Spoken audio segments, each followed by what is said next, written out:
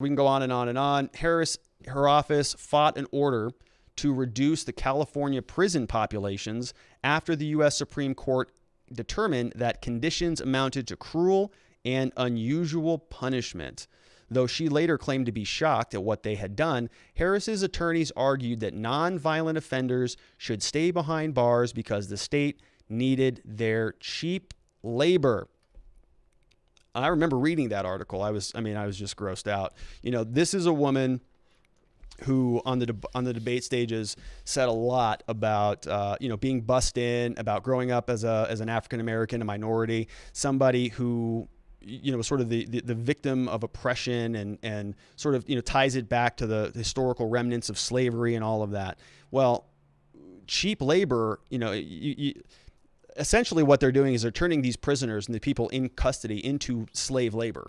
And she's making an argument that even though the conditions amounted to cruel and unusual punishment, their attorney and her offices are still going to be arguing that they should stay behind bars because they need the labor. I mean,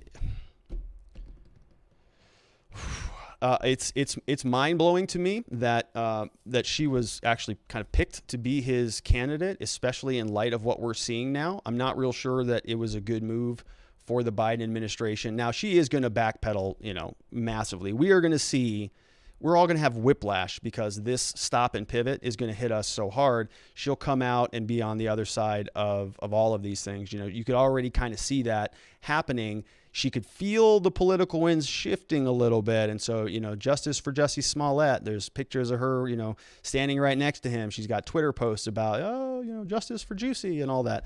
And so it's not good, but she's going to continue to make that pivot.